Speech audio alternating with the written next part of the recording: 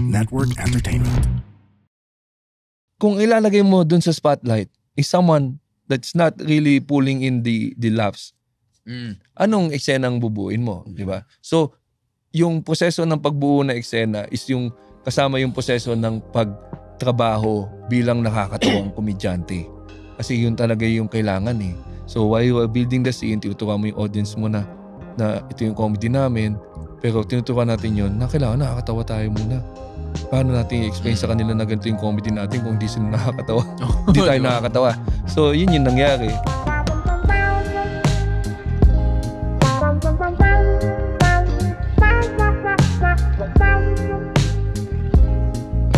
Welcome to Intellect Worldwide with Victor Anastasio. Kasama pa rin natin si GB at si James. At yung last episode natin pinag-usapan natin. Last episode na to? Hindi, yung last episode natin pinag-usapan natin yung nag-resign tayo sa trabaho. Oo nga. Dami nating na-reminisce. Ngayon naman, looking forward. To applying to a new job. Ang bilis ng lockdown. Ang bilis. Ang dami realizations sa kabila eh. So, kailangan ko pala talaga ng day job. Nakakamiss talaga yung may bonus din. Yun yung na-miss ko sa bangko. Kasi kami nung guaranteed 15 months eh. Wow. Pucha, diba? So mid-year kukuha. Yun ang nami-miss ko talaga eh. Christmas party. Dati sa 7-Eleven, meron kaming free ham. Yung mga ganun. Galing mini-stop. Ay, oo. May preham pa kami sa po, Sodexo. Sodexo. Oh. Dito kaya sa TPN, meron pa ganun. So may pa-Sodexo sila. Sobra naman. Eh, family tayo. Oh. Tayo nga yung nagpapapizza eh. Oo nga, no? Eh, di makatanggi na to si Jeff eh. Ito ay produce ng TPN at record ng TPN. Thank you, TPN. Thank you, TPN. Sa hamon. Yan. Tapos yung Christmas party natin Comedy Manila, puro kalokohan lang yung pinaparapol natin sa mga... I-look forward nyo na yung Christmas party ng Comedy Manila dahil wala na akong work. Pwede ko nang tutukan yun. Tayo na, may choreography na si James eh, no? Sasayaw na talaga ang mga head ng kumpanya. Pero yun, ang pag-usapan natin ngayon ay yung future. Kasi nakaka-excite ngayon eh. Nag-open ng brick wall sa mga listeners. Marami kasing, pag-usapan namin ni Red, siguro 1 to 10% lang siguro ng listeners ang nanonood ng stand-up comedy. So parang pag hindi pa kayo nanood, gusto ko lang kayo, nagbo-burp ako dahil sa Mr. Pasta. Pasta game. Anong Mr. Pasta? Siya si Mr. Pasta. Siya si Mr. Pasta. Si Senyor Pasta yan. Si Senyor Pasta. Senyor Pasta! Pasta game! Kailangan siguro makita nila yung mukha nung si Mr. Pasta.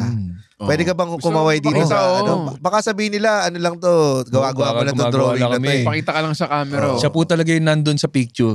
Ay sa sticker. Si Nino talaga yan. At siya din po talaga mismo ang gumagawa. Orderin nyo. Ano yung rin-recommend mo, James? Sa Instagram lang nag-order nito.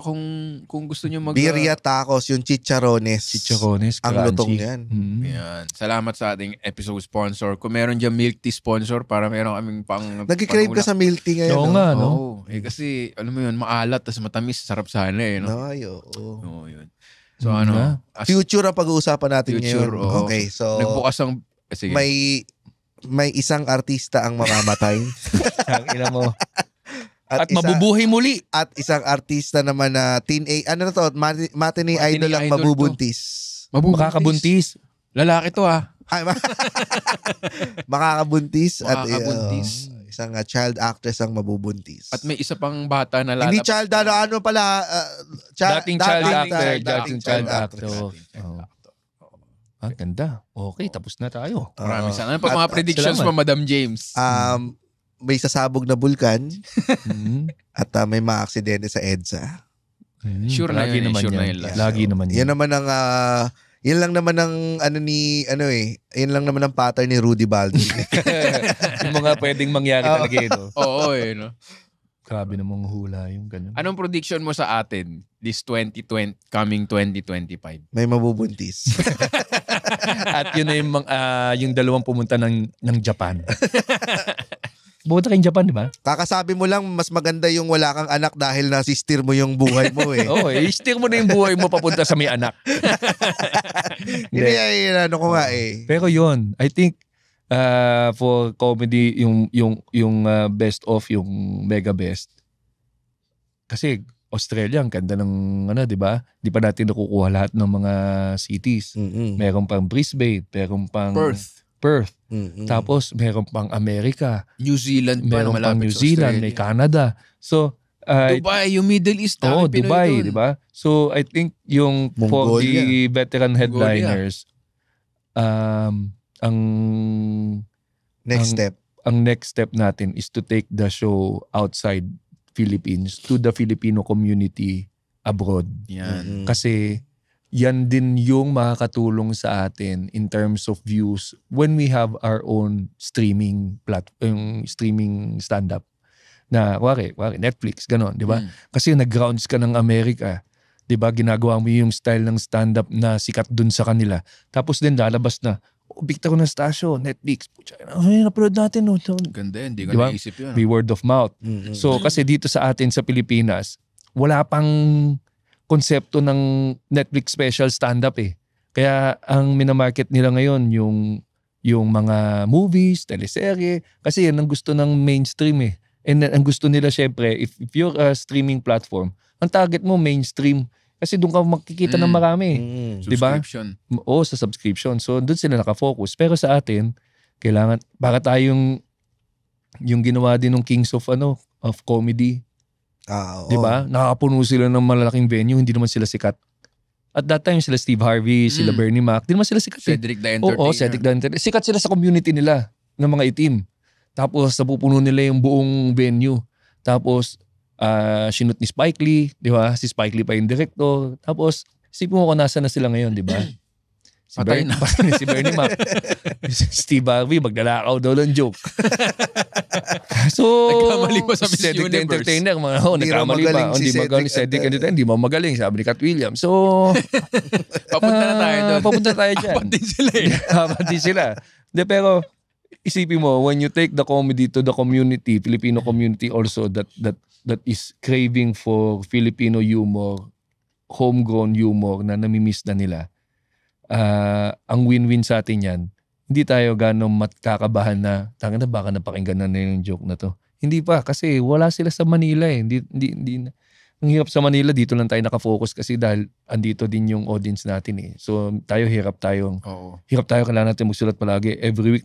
Tayo lang siguro yung komedyante sa buong mundo na nagsusulat talaga, kailangan magsulat ng bago at i-perform ng bago every week kasi kung hindi, magsasawa yung audience, bibitaw. Isipin mo. Kasi nga ganun pa kaliit yung reach natin eh. So isipin mo yung mangyayari. Ang maganda nun, marami tayong balang joke, di ba? Pero ang problema, yung nga, dahil nga na kailangan mo magsulat, minsan, na ano ka din sa material, ready na ba to? Mag-aalangan ka, di ba? Ready tsaka na ba hindi to? mo napapolish. Oo, hindi mo napapolish yung pagpaulit-ulit yung 1 hour mo, bandang Burmans, solid na eh, di ba? May ganung ano. Yung sinasabi mo nga, Victor, ano ba gusto nyo? Bagong joke na hindi nakakatawa? O lumang joke na talagang subok na? So, saan ka mapapahiya sa mga kaibigan mong dadalhin sa comedy show? So, so sana matawa na kayo no may 3-4 kayo narinig na bago sa isang oras. Kasi, mahirap talaga. Kasi talagang ayaw mong i-risk na the show will not go well because you wanted it new. Lahat new para sa mga taong umuulit. Gusto mo ma-please lahat in a way na yung new audience, old audience will be happy na yung old audience nakarinig ng bago. New audience narinig yung best jokes mo all throughout. So yun yung nandun tayo ngayon sa point na ganun. Kaya nga magandang opportunity sa atin ngayong taon natin nabuksan or na-realize na may market pa outside Philippines. May Cebu rin. Kasi Comedy Manila tayo na literal natin. So next year ang title na ang group name na natin ay Comedy Universe. Comedy lang. Comedy Earth. Exclamation point. The absolute mega best of comedy. Comedy Earth. Mas magaling kami sa Kings of Comedy. Absolute mega best eh. Pero yun ang yun ang missing link lang na meron tayong mga co-producer, sinasabi nga ni Red, on the ground. So kung meron mga nakikinig dito na taga Canada, Dubai, Middle East, at magaling talagang bumuo ng show at hindi kami isa-scam, Yun ang ano kasi Pero scam nyo din kami. Nakagawa kami ng joke dyan eh. Material din yun. Huwag naman to the brink of poverty. Saktong scam lang. Scam lang. Yan mo, Cebu, di ba? Magaling yung producer, di ba? Australia, Singapore, okay yung mga kapartner natin na taga dun talaga. So kung merong mga listeners, kaya ito, mga gantong oras, binabato ko sa universe yan eh. Na or parang, sa mga listeners. Oo, kung meron kayong kilalang producer dyan or connect na magaling na on the ground, kilala yung Pinoy community, game kami dyan. Ang nakakatuwa dun sa ginawa ni Red, kasi parang na-open sa akin yung ganong klaseng proseso or yung deal with the producers na pwede palang 50-50. Para lang matuloy. Yun yung mindset ko nung ginagawa natin yung Australia na kasi pag tinatanong tayo madalas nung may mga interested na rin TF. Before tinatanong tayo ng TF. So ikaw magsasabi ka naman ng TF na tingin mong worth mo. Pero ibang mundo pala talaga yung touring pa outside na may airfare na hindi ka lang sa sarili mong hometown which is yung Metro Manila. Pero yung lalabas ka na dun sa lugar mo, may ganun palang pwedeng maging deal na 50-50 na pareho kayong na win-win situation na kung kumita yung show, pareho kayong may kita. Pero pag hindi kumita yung show, at least bayad lang yung expenses. Kasi ganun natatakot yung mga katulad ni Marco nung nakausap natin dun sa Australia, yung nag-produce, na parang ganun din yung sinasabi ng mga ibang rappers na nagbibigay kaagad ng mataas na TF tapos iba pa rin yung 10,000. rapper. Mahirap yung magbibigay ka ng malaking halaga kagad pero hindi ka naman sure kung mapupuno mo yung venue kasi ibang marketing ibang marketing ang ibang bansa eh. I am a rapper giving you the vibes. Ang steal ko dito 2.5. Break it down. Yan ang into 3 payments. Yan ang win-win. Yeah. Pero yun nga kasi ang hirap i-reach ng audience doon. Parang ayaw natin ng Australian eh. Gusto natin Pinoy na nasa Australia. Yung parang updated pa rin sa Pinoy, 'di ba? Kasi yun nga yung point na bringing a piece of Philippines to them, 'di ba? Yung mga reaction nila parang 2 oras kaming nasa Pilipinas. Yun yung gusto nating experience. Yan yung magiging slogan natin. 2 oras kang nasa Pilipinas. Oo. Yung pala, de-deport yung iba eh. Dadali natin yung mga kamag-anak niyang mangungutang. Uutangan namin kayo. I-guilt trip lang sila. Oo. Ang ganda pala ng buhay mo dito, yung bubong namin may tulo na. Pa-shopping ka na lang ngayon ha. Yan yung sa atin, sa Mega Best Tour. Para di magpakilala na tayo sa mundo na merong homegrown Filipino stand-up. Diba? Kasi lagi tayo nasa shadows ng mga Phil-Am or kung yung mga half, diba? Mga si Jokoy, diba? Akala niya si Jokoy yung representation ng Filipino sa stand-up. Meron talaga mga homegrown. May mga Pilipino na hindi pa tayo kilala. Pero more than sa ibang bansa, tingin ko mas kailangan natin yung dito sa Pilipinas, yung mga probinsya. Yun din. Kailangan natin talaga silang puntahan. Davao, Bacolod, Iloilo, mga ganyan. Sa North. Kasi may mga kalsada na yung mga lugar na yan eh. Oo. Tangina ka. Tarlac, saan pa ba? Di ba yung mga ganun? Alam mo, ang raming mga, dahil na sa tulong ng mga podcast na naka-reach ng malayong lugar, pag nag-show tayo, sa Baguio, merong panggaling ng Laguna, Sydney. Cavite, merong nasa Melbourne. Sakto naman nasa Pilipinas sila nung time na yun. So, may mga nagpupunta ng malalayo to watch because alam nila nandun tayo. So, gusto talaga, meron talagang mga gustong manood from different provinces. pero ang gusto natin talaga, yung nandoon. Oo, yung local market. Taga Baguio talaga. Kasi yung nag-Baguio tayo, parang maliit na percentage lang yung Pampanga. Yan, nakakatuwa yun. Yung ginawa namin yung Tough Life sa Pampanga. Sipin mo, 200 plus na mga Pampanggenyos nanood. Kapampangan. Kapampangan. Pampanggenyos din tawag. Talaga ba? Pampanggenyos. Kasi ni-research ko din yan kasi gumawa ako ng joke. Kapampangan kasi is yung language nila. Di ba? Kapampangan. Yung pa, pag nagta-travel, dami mo rin may isip na joke. Oo, yun pa. Kailangan meron kang joke about them. Kaya gusto ko din may isang day ka to observe. Para baka may mapulot ka na joke na, dito para sa lugar nyo, ganito. May mga ganun. So para at least... dito ba sa Pampanga umaabot yung sting? Yung mga ganun. Pag si Jason, nagsasapatos na pala kayo rito. Kapakasalbahe. Pero totoo, no? Sa Las Piñas yun, Pisyon niya sa Molito. Molito ba? Alabang, Sa Alabang, no? Pero alam mo, yung... Ano yung sabihin ko? Nakalimutan kayo sabihin ko. Pampanga, Molito. Yung sa local. Yung local scene natin. Oo. Sobrang daming comedian na kailangan na talagang ibigyan sila ng sari-sariling mga rooms to shine. Parang ganun. Doon na tayo sa part na kailangan natin i-funnel yung mga shows in one venue. Yung brick wall. Diba? So parang ang lahat ng shows na ginagawa natin ever since is a simulation of paano kung meron tayong sarili nating club. Diba? So binibihisa natin yung isang restaurant na maging parang comedy club. Diba? Kaya inayos natin yung upuan. Kailangan may spotlight dyan, kailangan may stage. Kasi yun talaga yung kailangan natin. Pagpunta yung tao, dapat comedy club feels. Para, nanonood talaga kami ng stand-up. Parang ganun, ang ganda pala ng stand-up comedy show, ganito pala. Hindi pala... Kung masusubaybayan mo nga yung mga unang-unang ginagawa natin, yung Comedy Manila, yung nagbubuhat talaga tayo ng stage. Oo. Tsaka hiwa-hiwalay, di ba? Apat na stage yun na kailangan mong pumunta. Parang Transformers mabuo. yun eh. Parang Voltes 5, no? Oo, tabla. Nasa akin yung platform, na kanino yung base, di ba? Nasa akin. So, i-connect nyo ganyan. Bubuhat. Totoo.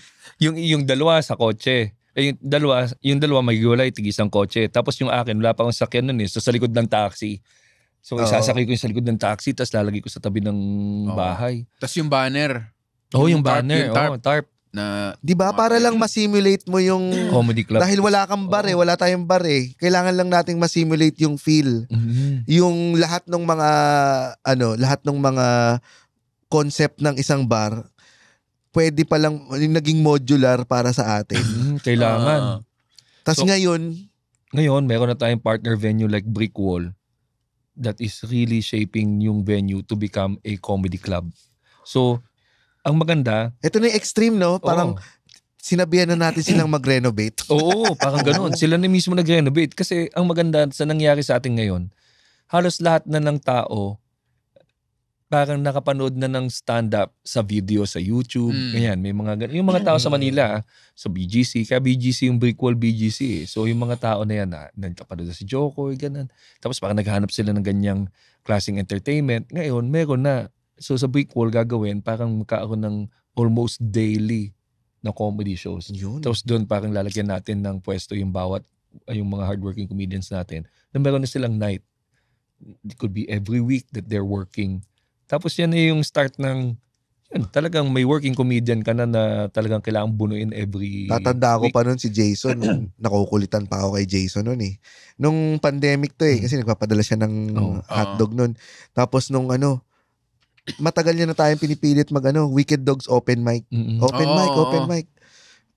Parang ako tinatamad pa akong lumabas. Kasi pandemic galing yun pandemic Pero nung sinubukan na natin sa kanya, parang ang tagal na ng relationship natin kay Jason. From listener to venue partner. To food sponsor muna napapadala sa online shows natin yan. Food sponsor natin. Alak tsaka hindi mo alam kung anong laman. Iced tea na basta alak pag pala ininom mo, yun. lasing ka. Hanggang sa nag-decide na siya ngayon na gawing exclusive for stand-up comedy yung bar niya. Kasi naman, hindi rin naman natin makakaila yung naging takbo rin nung Comedy Manila na pag sinabing Comedy Manila din, talagang pupuntahan na rin ng tao regardless of sino ang lineup. So yun yung na-appreciate siguro din nung mga venues natin. Natutuwa ako sa ganun. Kasi may mga shows na ako yung tech o yung ako yung nandun sa likod, nag-organize, yung nagsisimula pa lang, may pupunta na, sabi niya, nandito ka. Tinignan ko lang kung anong show meron Comedy Manila, ito yung lumabas nanood ako. So hindi niya kilala, first time niya mapapanood sila Kay Mamuwad, sila comedy fan na talaga siya. Kumbaga parang gusto nila manood ng asawa niya ng stand-up. Tapos sinanap niya yung Comedy Manila.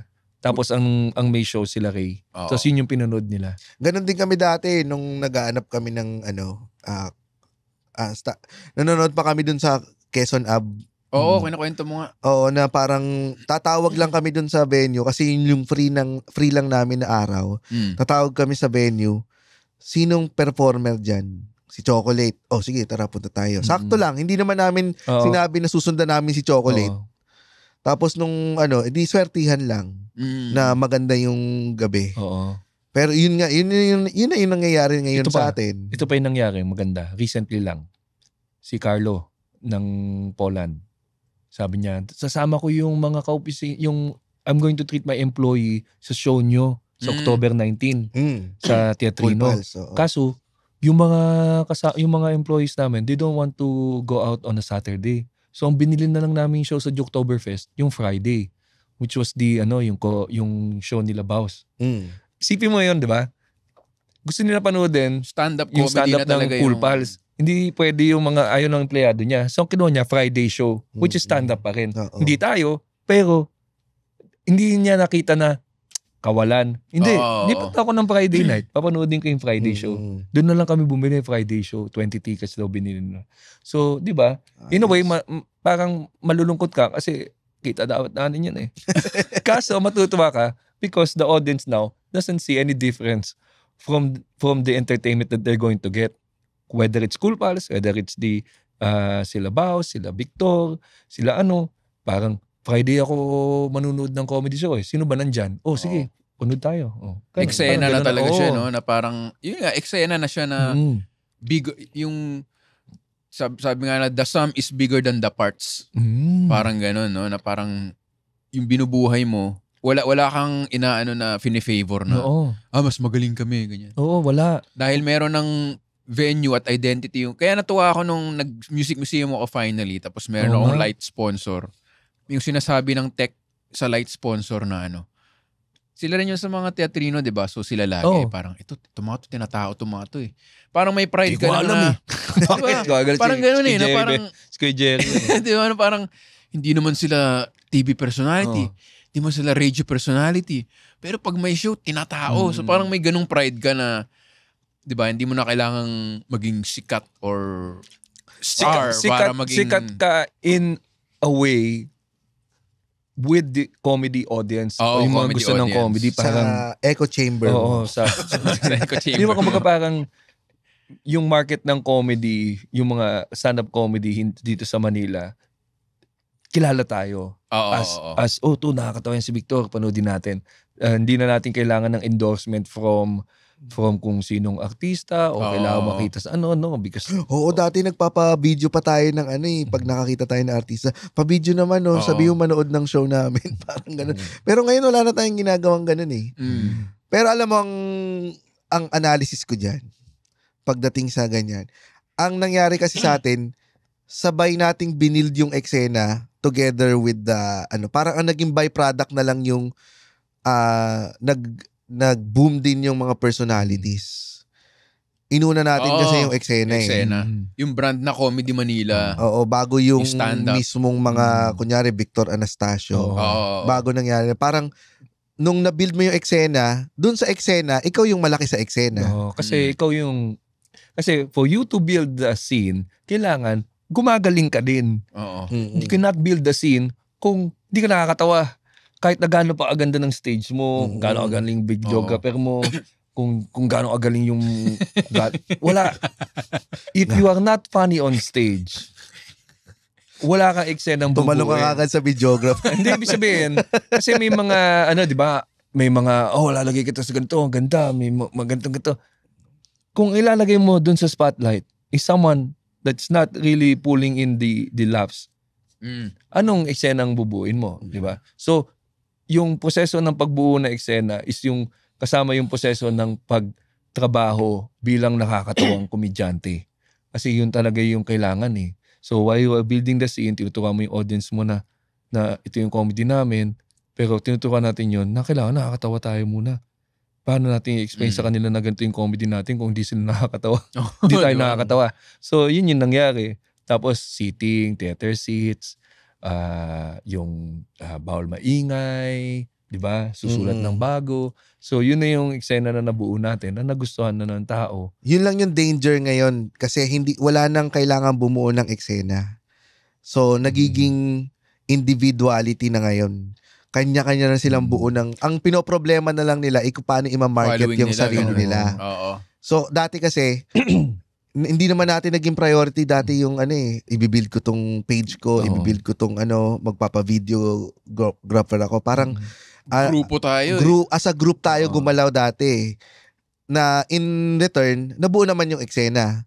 Kaso ngayon, parang panibagong development. Hindi ko naman sinasayang masama ito, pero ito yung natural evolution ng competition, parang may ganun. Nung na-build mo na eksena, ang kailangan na lang problemahin ng mga comedian na papasok, maging nakakatawa, i-build yung personality nila, yun lang din yung danger, na hindi nila minsan na focus yung skills nila, may ibang tumatalon sa pagbibuild lang ng personality, ng online presence. Kasi iba-iba din talaga.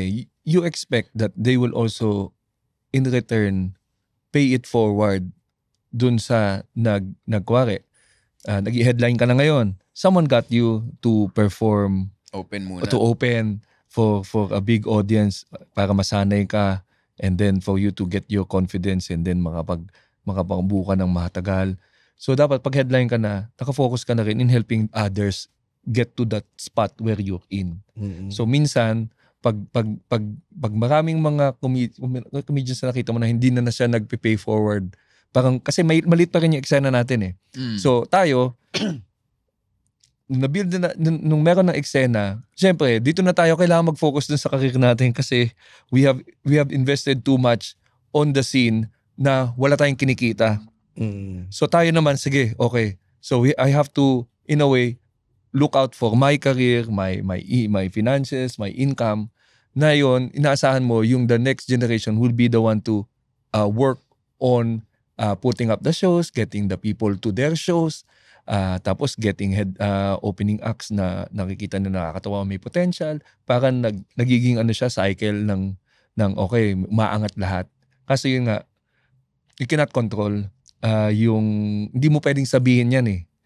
You cannot dictate this to someone kasi hindi niya din naman gagawin kasi didn't come from that person. So namamatay. Bukal sa loob. Di bukal. So ang mangyari, may kita mo talaga na may isang tao na they're just doing this, which is nothing wrong with that. Kasi show business yan eh. It's show business eh. Ang dito ako, in a way, proud ako sa eksena natin because community tayo. Sa ibang bansa, individual siya. It's a single journey. Walang ganito na nagtutulungan tayo, we're looking out for each other. Hindi. Sa ibang bansa, sikat ka na. Sige na, may mili na lang ako ng 4 na opening act. Yan ang kasama ko palagi.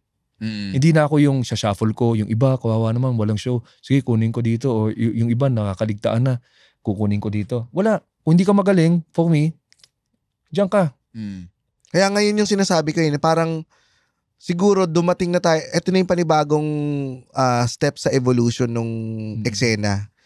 Since na lay na natin yung foundation, parang ayun na yung nangyayari ngayon nare-replicate na natin kung ano yung, medyo malapit na tayo dun sa nangyayari sa US, na individuality na yung labanan. Oo, magiging ganun na talaga. Kaya nagiging ganito na tayo eh. Kasi nung sa atin, ito parang tayong first gen, ito yung second gen, nakuha na nila yung dapat na So, sunod-sunod na yan habang palaki ng palaki yung nagkaroon na ng sariling ecosystem, kumbaga. Hindi nila kailangan i-introduce katulad ng ginagawa natin na ito yung observational stand-up, nagkukwento lang kami, may naka-familiar ba kayo dyan? Parang si Jerry Stein. Wala nang ganun. Wala nang ganun kasi alam na nila eh. Gets na. Alam na nung dati, nung mga panahon nila George Carlin, talagang hinuhuli pa sila ng pulis. Tapos, hanggang sa may nagtayo ng comedy club.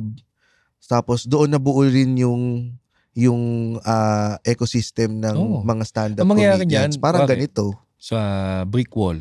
Mangyari niyan, select mo na ngayon yung mga tao na bringing in the audience. Kasi ganun na mangyayari.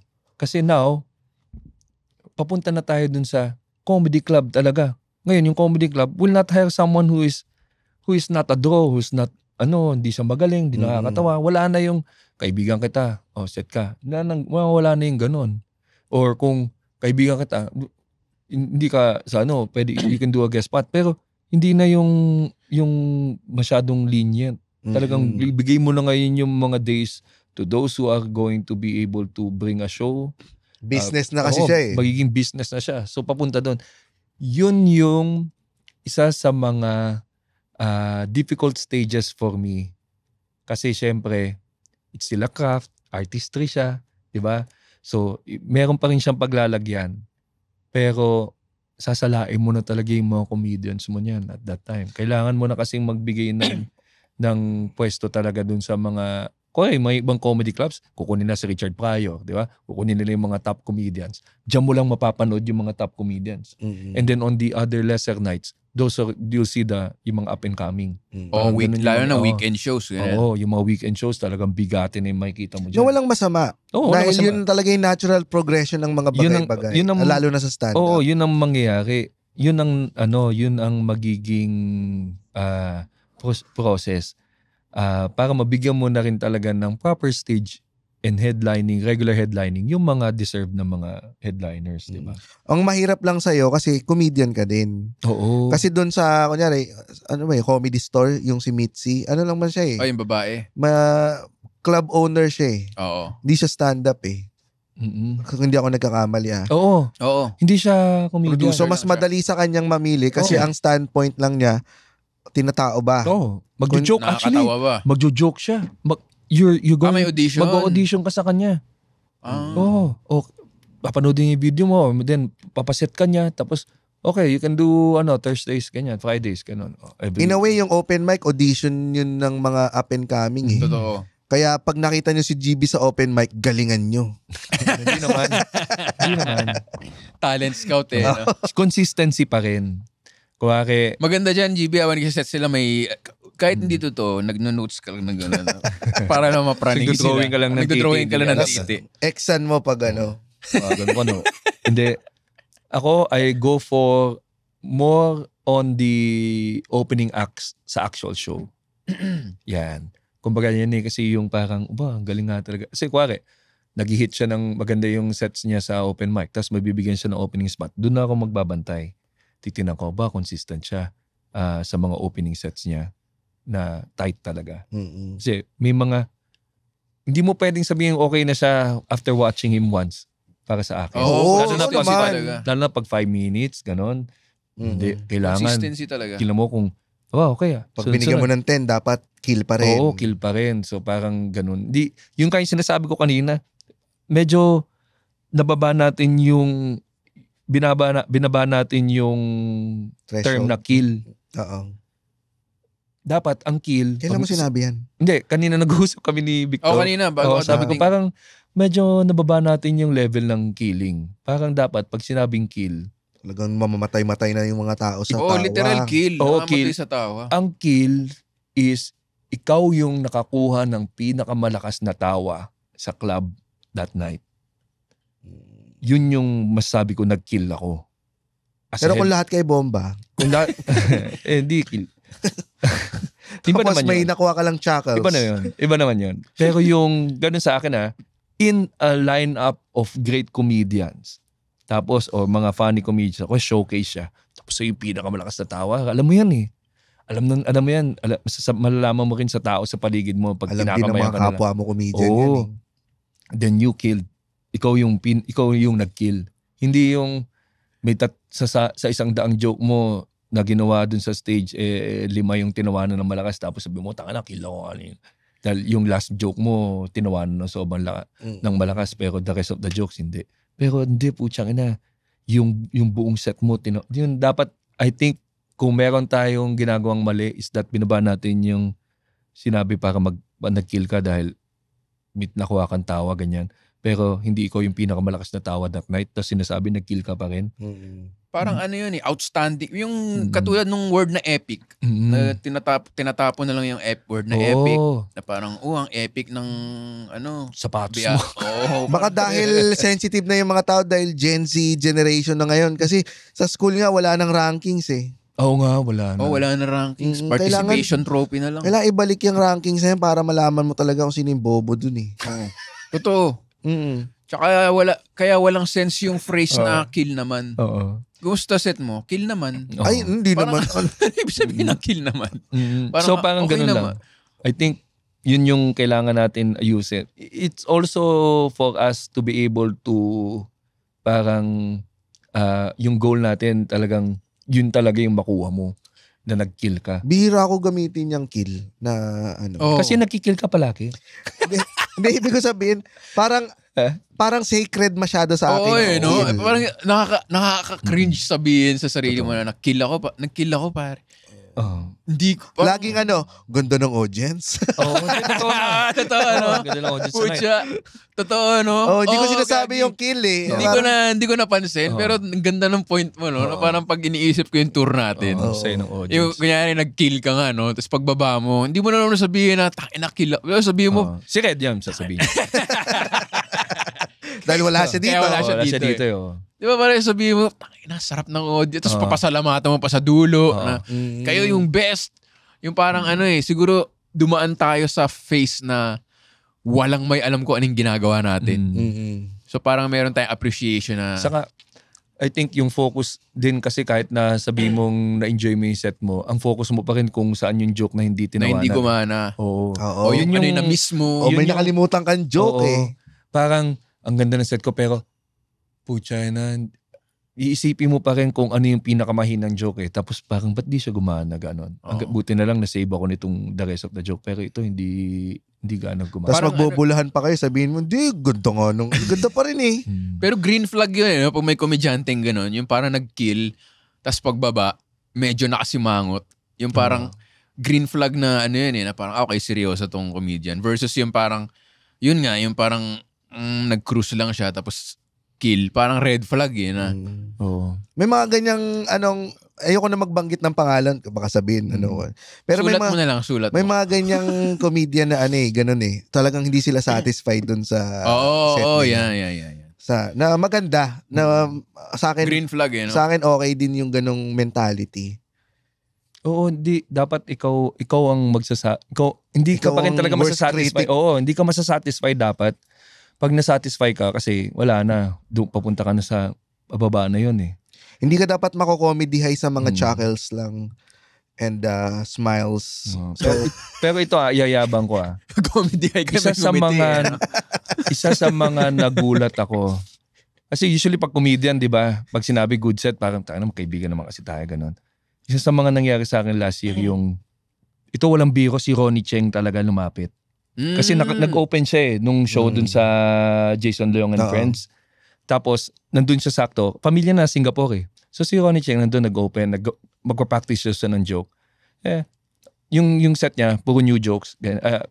So hindi gano'ng malakas, ganyan. Parang sakto lang, parang kita mo, parang walang nangyari sa kanya. Tapos habang nanonood ako sa likod, lumapit siya, sabi niya, GB, I just want to say, I'm a big fan of your work.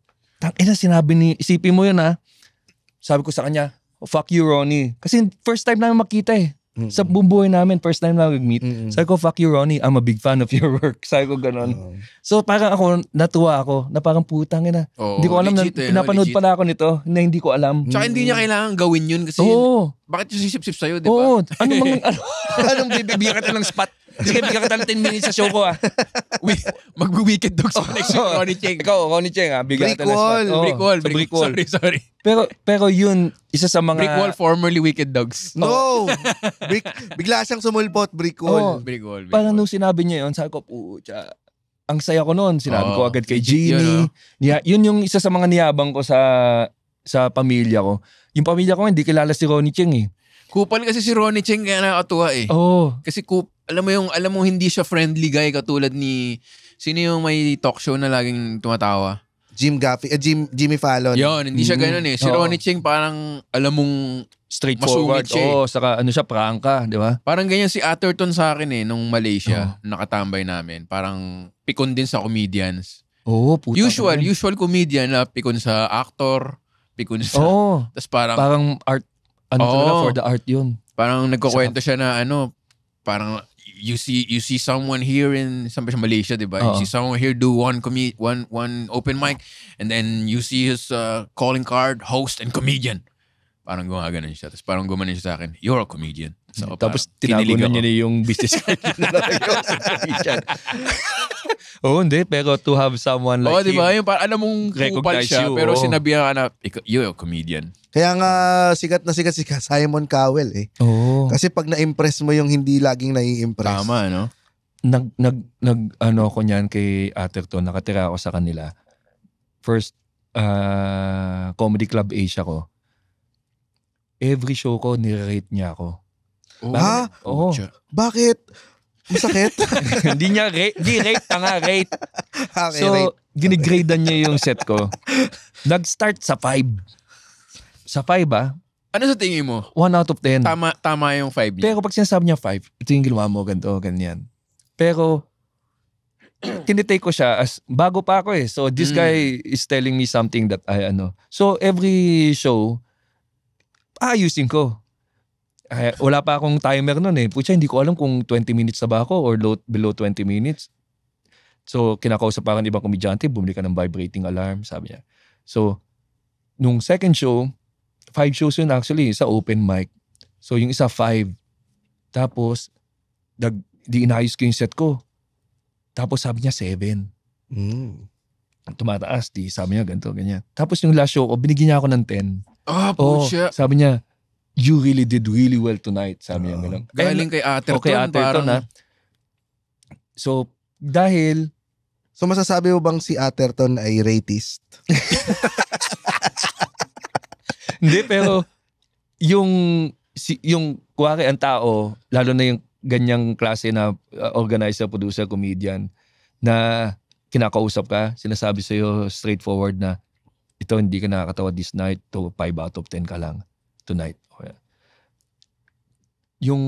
Tapos binigay niya sa yung sa dulo yung parang ni-recognize niya yung na okay yung set mo tonight. Tapos yung pa yung last show. Tapos umutang. 3,000. Do you have a $3,000? Hindi, pero masarap ang feeling. Na parang tangin na. Ang sarap ng feeling na magkaroon ng ganun lang. Katulad ng finally in-accept ka niya as a comedian. Na ikaw ni-recognize niya as a comedian. Kasi alam mong stricto siya eh. Sacred din sa akin yung word na comedian eh. Hindi, ang hirap sabihin na comedian ka na. Lalong-lalo na nung nag-open mic pa lang ako. Siguro, na-accept ko lang na comedian na ako nung mga 2017, mga ganyan. Kasi, yun yung talagang time na kumikita ka na talaga. At yung kinikita mo sa comedy ay masasabi mong worth, anong tawag doon? Bread and butter? Hindi, ibig sabihin parang worth it ka nung kitang yun. Oo. Na, eto, binigyan ako ng ganitong halaga, tama lang yan. Kasi napatawa ko kayo ng sobra. Tapos may tip pa. Pag nagbigay pa ng tip, ibang klase pa yung talagang masasabi mong, talagang tuwan-tuwa talaga sila. Doon ko lang masasabi na... Saan ka nabigyan ng tip? Mga corporate? Corporate. Mga weddings, ganyan. Minsan pag talagang tuwan-tuwa, kinabukasan magtatanong pa ng GCash. Wow. Kasi sobrang nababaan sila doon sa rate ko. So, talagang gusto pa nilang i-compensate pa yung tuwang na naramdaman nila. So, doon ko nasabi na... Kasi nung mga unang open mic ko pa lang, tapos although may mga shows, may mga paid, may mga ticketed shows, pero kasi ang kasama ko kayo mga magagaling din yung mga kasama ko tapos parang kayo hindi ko naririnig din sa inyo yung comedian ako ganun Usually pang-asar yung comedian, comedian ka pala pero never siyang naging status symbol doon nung mga panahon natin. Kaya para sa akin, yung kinagisnan kong ganun, sobrang sacred nung word na comedian. Para may takot ka sa mga ganun kasi alam mong isang show lang yung uupak sa'yo na parang kahit absolute mega best show pa yan na sabihin mong pinunta ka, parang alam mo na may pwedeng alam mo yun? Oo, kahit consistent ka Parang yung naramdaman ko nung unang 1 hour special ko, parang may hawak na bolang kristal na parang ginaganon mo siya. Tapos mabitaw mo lang na onte. Parang ganun yung feeling na kaka-nervous siya na. Kaya hindi mo... Kaya baka masyado kang mayabang bago mag-start yung show, doon madalas bumubomba Totoo, di ba yung sinasabi natin, parang... Pag di ka kinakabahan. Pucha, hindi ako kinakabahan masama to. Oo, tapos yung wala kang ginagawang, hindi ka tahimik. Oo. Yung masyado ka pang madada doon sa green room. Parang doon kasi naibuhos mo lahat ng energy mo doon sa aside hindi mo ginamit yung kulit mo sa stage So yun yung hindi ko talaga kasi pag ginamit mo yung comedian mo tapos bigla kang bumomba, putang ina. Sabihin mo sa sarili mo, comedian ba talaga ako? So napapansin ko din sa mga sa lahat naman ito nag-a-apply. Yung kuwari nag-kill, yung lumalaki na din yung ulo agad or parang kala nila made na sila or deserve na sila of all of these things or umaakto na sila na parang sila na yung head honcho, ganyan. Siguro, parang may mga tao din na first time nila na-experience yung ganon. Yung kill? Yung bilang tao. Nagiging popular, gano'n. O in a sense, parang sumisikat. So, minsan hindi nila kayang i-regulate yung... Nag-walk out siya raw yun Hindi nila kayang sa utak na ito yung pinili kong trabaho. So, kailangan kong galingan talaga dito. So, parang yung joke mo na, diba? Yung pag nakaka-shoot yung mga PB, ba't sila gumagano? Yung trabaho nila. Diba? Trabaho nila yun So, parang hindi na naisip na kailangan mo talagang maging magaling dyan kasi pinili mo yung comedian ang end result niyan, sisikat ka. Pero keep in mind, yan yung trabaho na gusto mo na hindi mo kailangan magbago ng ugali because naaabot mo na yung end result ng pagiging comedian. So may mga tao na makikita mo na parang okay. So sabi ko okay. Talagang meron din talaga first time nila ma-experience na sumikat or magkaroon ng sold out show, ganyan. Parang na sila agad. So, ang nag-uusap si Chris Rock tsaka si Jerry Seinfeld. Parang sabi niya, parang tapos na yung, syempre, komedyante to, di ba? So, nagjo-joke sila. Pero alam mo, mayroong paring truth Laman. Sabi niya parang, tapos na yung maliligayang araw natin, no? Oo. Kasi, ang ginagawa natin, mini-maintain na lang natin yung status natin, di ba? Oo. We're not in this for the chicks. May pamilya na tayo. We're not in this for the money. Mayaman na tayo, no? Parang kailangan na lang natin i-maintain. So parang tapos na yung hunting phase. Tapos parang ngayon, hindi naman siya nagyayabang. Pero pag naka-sold out ako ng, kunyari, show, ang nararamdaman ko, at saka kill, parang nararamdaman ko na relief. Na parang may ganun na akong pressure sa sarili ko na, putya, dapat lang. Na alam kong hindi rin, di ba, dapat kino-congratulate mo pa rin yung sarili mo. Pero sa naabot nyo rin, di ba? Sa naabot nyo, sa naabot ni Red, parang pagka ko, parang dapat lang. Parang may ganun na ako na relief na Hindi kinabukasan tanggal na yung yung high Dati, nung bago tayo, talagang dadalin mo sa, alam mo yun, susunod na show. ngingiti ka, nasa ulap ka. Ngayon, parang alam mong survive. Parang may pagka-survival na lang siya na dami na rin bagong magaling. Yun yung kabay. So parang gagano ka na, dapat lang, putya.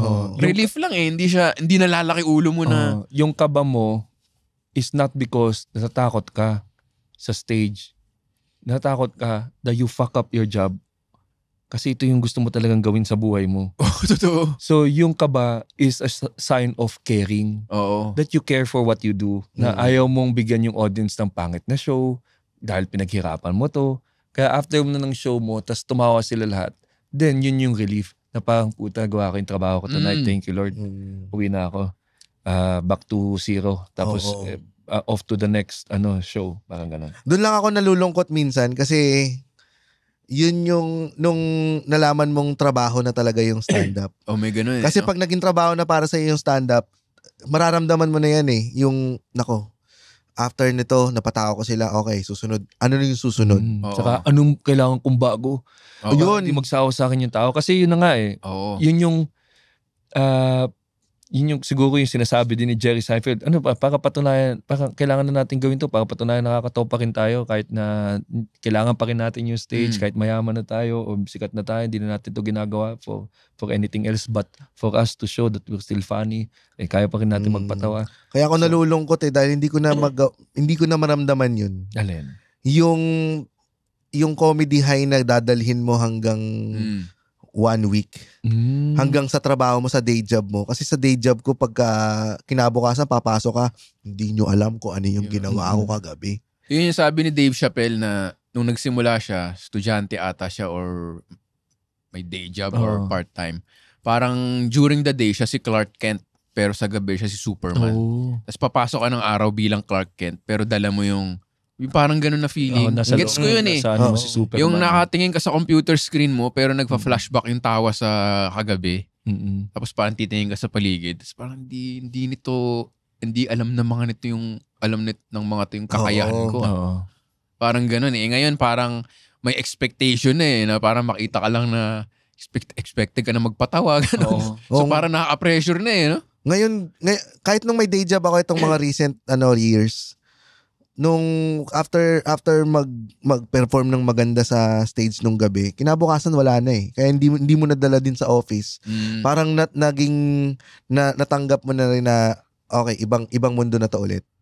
Yung kinakwento ko kay GB nung nag-CR ka, yung nag-usap si Seinfeld siya si Chris Rock, na parang jokingly pero alam mo may laman na parang tapos na yung maliligayang araw natin, no? Oo, kasi dati ginagawa mo to para mang-impress ng chicks. Ay, wala naman na tayo interest dun. May pamilya na tayo. Dati gagawin po to para yumaman. Ang yaman na natin eh. So naisip mo ba ginagawa na natin to para i-maintain yung meron tayo? So parang nga sabi na, parang tinamaan ako, oo nga no, miski yung mga kinaiinggitan mo, hindi sila yung happily ever after eh. Parang may pa rin sila na... Ikaw ba, GB, kapag gino-joke mo yung comedian na lumalaki na yung ulo, may laman ba yun? We'll be right back after this. In a way, oo. Kasi parang doon ko lang din mailalabas minsan yung si Essie nga, ilang beses ko nang ginanyan yan eh. Diba ginawan ko pa ng kanta yan? Kasi late siya pumasok as doorman. Tapos sabi ko, ba't ka late? Late ako eh. Ginawan ko ng kanta, sakto ako yung next na comedian. Sabi niya, puta, ikaw na late ko pa, mayabang. Sabi ko, tangina. May mga ways for me, siguro yun yung naging ko, dahil nakakausap ko din halos lahat o nakakabiraan ko lahat. May way ako to be able to joke to them directly kung ano yung napapansin ko. Tapos in a way for them to see na parang, tangina, lumalaki na nga yung ulo ko. Kasi yun yung way ko of communicating ever since. Papahapyawan ko, ganun. Para lang makita na parang gagawin, hindi lang ako nakakapansin, marami na nakakapansin. Ako, isusumbong ko lang sa'yo eh. Pero may bakit, Red? Nagre-record kami. Yan. Speaking of lumaki yung ulo. Ano bang Tuesday naman ngayon Ano kahapon kayo? Andito kami sa Intellectual Wall. Oo. Sa bagong favorite show namin. Ano gusto mo? Pera natin? Wala tayong pera, ibiyaya ka nakikinig. Bakit? Kasi, i-reserve ko na yung venue natin sa year-end. Magkano? Mga 400,000. Okay, kaya. Kaya? Tapos, Oo, sabihin naman dami natin pera. Hindi, kaya. Ubus na. Feeling ko 500K. Parang naman... Sige mo ang... Kumikbak pa. Ano ba naman tong... Para naman pwede akong mag-Grand 16. For the boys. Tangina mo, pinag-uusapan namin yung future ng Comedy Manila. Hindi yung future ng utang natin. Alam mo paano umudlad Comedy Manila, mag-reply kayong dalawa ni JP. Tangina. Nagre-record kami, tanga. Kahapon pa yung text ko eh. Kahapon pa kami nagre-record. Sunday pa lang nagre-record na kami, Red. Oo, totoo yan. Sunday pa lang nagre-record na kami. Tuesday ngayon. Pangatlong araw na namin sa TPN to. Stand-up tayo, stand-up. Tama na yung podcast. Tama. Alam niyo yon mga bago matulogers. Huwag niyo nang suportahan yung podcast Hindi niya. kayong priority ni Red. Hindi ko na kay Andre. Sabi ko, sayang. Sabi ko, di mo nang hinayang sa mga 47,000 na binibigay na sponsor. May ganun ka? Yun, nakita ko. Nakasagot ba to? Oo, naka-record siya. Hindi ko joke lang naman ako sa lahat ng Yan, sige. O sige. Sige. Okay, Kukunin ko sige. yung pera sa'yo, ha? Kailan ba yung yung year-end show ng Comedy Manila? November 23. Wag mo munang announce. Ikaw Wala nag-announce naka-microphone ka. Kailan hindi mo mag-airyan ka agad. Hindi Oo. pa marami pa ang bangko. Baka Okay. November pa to. Anong venue? Samsung Performing Arts Theater sa Circuit Makati. Mga kaibigan. Yun. Ano maganda. Maganda talaga yan. Marami ba nasa lineup? 30, mahigit. Putang ina. Pigilan book ng book eh. Sige. Kaya yung GP yan. Bigay naman. Marami naman tayong shows na tayong 4 lang. Gusto mo, huwag tayo mag-perform 4 eh. Mapalakpak lang tayo sa harap, Panoorin na lang natin. I-rate na lang natin sila. Year-ender show ba yun o career-ender show? Tapos mag-set tayong 4 na simula, sabay-sabay. I-host natin yung show. Sige, okay na ako doon. Si GP nilalagay ako sa huli. Dahil sa celebrate natin yung Netflix special ni Red, di ba? This year yun. Siya Sabi ko naman si Andren. Sabi ko ba si Andren sa huli? siya ang closer natin for this year. Andren ang closer. Hindi, Si Red. Si Red. Kami na mauna mga lesser comedians. Kasi mag-alasing Oo kami ni naman, James tama naman talaga. Sarap may uminom dun sa Samsung. Malamig. Sige. Okay, sige. Bye-bye. Yan. So, yan na yung, kung gusto nila makita yung future ng comedy scene, panoodin nila November 23 kasi nandun yung mga up and coming, mga new features. Nakikita nila yung diverse lineup na ng mga comedians natin and what is to come. Tapos, lalagay din natin sila in a way for us to draw inspiration from them. Na sila din, minsan na nagpupush sa akin na magsulat yung mga bago eh. Totoo. Daming magagaling, daming bagong perspective, di ba? Ang daming bagong persona. Oo. Pag makikita ka ng comedian, open micer na bago, tapos kami niya nasusulat na bago, tapos ikaw, wala kang masulat. Sabi mo, ba't siya kami nasusulat, tapos ikaw wala? Pareho pa rin lang naman ng timeline niyo sa mundo. Hindi naman kayo magkaiba ng timeline. Ba't siya nakakita ng mga bagay na ganyan, ikaw nasaan ka na? Parang ganun. So, eye-opener yan. Siguro ang next din na step sa atin, kasi parang nasusuffocate tayo sa na parang ito lang yung market. Ito, 'di ba? Parang siguro kailangan nating lawakan pa yung miski within Metro Manila, hindi pa natin kuha yung mainstream market 'di ba? Actually sa BGC nga yung Diba? mga walwalers dito na mga taga BGC, baka hindi nyo pa alam na nasa Brickwall BGC yan ang only stand-up comedy place sa BGC. So, 'di ba? So far in the Philippines, yan ang unang, tama ba? Hindi, may mga in a way. In a way, kasi may mga lumang comfort room. Meron din naman, pero ito existing. Sa Cool Pals nga, lagi kong may nagsasabi, tinatanong ko pag papasok, first time yung manonood? Opo, first time namin. Laging, kahit silent listener na sila na matagal, laging marami pa rin first time ang manonood. May takot lang yung first time to put their money sa comedy show na hindi pa nila papanood. Yun lang. Pero once na napanood nila, sinasabi nila, sulit pala. Sabi nga na, sulit Yun din ang kagandahan nung nagpa-podcast tayo. Kasi sa online pa lang, nakikita na nila yung humor para less risk sa kanila. Ay, natatawa na ako dito sa kanya online. So, panonoodin ko siya sa live. Tapos, mas grabe pa yung mararamdaman niya kasi iba pa marami nagsasabi nun na iba pa sila sa podcast. Talagang may scientific sila. Talaga? Anong? May formula. May formula. Talagang every minute tatawa ka. Yung ganun. Kasi sa podcast may halong seryoso pa yun. Mga ganun, tumathumbs up si Jeff. Kasi na-witness to ng podcast natin tapos nanonood na ngayon recently. Recently na siya nanonood. Bigla na lang sumusulpot siya, nagbabayad pa ng ticket. Hindi siya nagbabayad ng ticket. Hindi ba? Magbayad ka naman. Wala na akong work Yun, so yun ang ating future. Alam kong meron pa tayong open mic ngayon at overtime na tayo. Alam niyo na pag niloko kayo ni GB na lumalaki na ulo nyo, may katotohanan yun. Pero ang importante talaga, kumbaga, malaki na yung buko. Ayan talagang may laman. Ano ba laman yan pagka binutas mo? Balat din? Nana yata. O, Natana ba talaga? O may pare, saka madre na saka yung tren. Ganun. Kasi ngayon may amoy na Kanin. siya eh. Talaga? Amoyin mo. Amoy ng success yan. Naniniwala ako.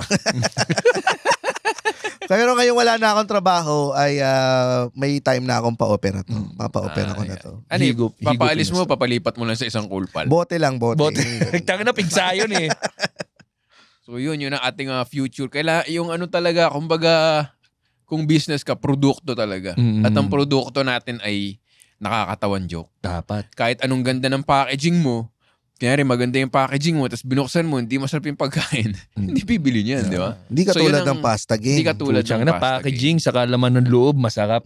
Logo pa lang, sarap na. Kaso wala ka nang takos. Naubusan ka lang. So Yun yun, naman order ang lang kayo ano. sa Instagram. Maraming salamat for sponsoring this episode, papapakain sa amin. At yun, ano yung sinasama mo? Yun naman ang kagandahan niyan na hindi ako nakatikim ng birria tacos kasi mas iki-crave ko pa siya. Yeah. So, sa mga bawat stand-up comedy shows na hindi niyo napapanood, ang laki ng mini-miss out ninyo. At iniipon nyo yung pagka-miss out ninyo hanggang sa tuluyan na kayo mag-decide na manood ng stand-up comedy show at sasabog kayo sa Comedy. Hanggang sa susunod na Walwalan! Dito lang siya. Ang haba eh. Walwal. Peace out. Kasali kayo sa Intellectual Telegram Group. Yung link sa Telegram Group ay nasa description ng episode na to. Peace out hanggang sa susunod na Intellectual Wala. Yeah. Hindi ko ginagamit yun ha. Okay lang. Saya naman eh. Thank you.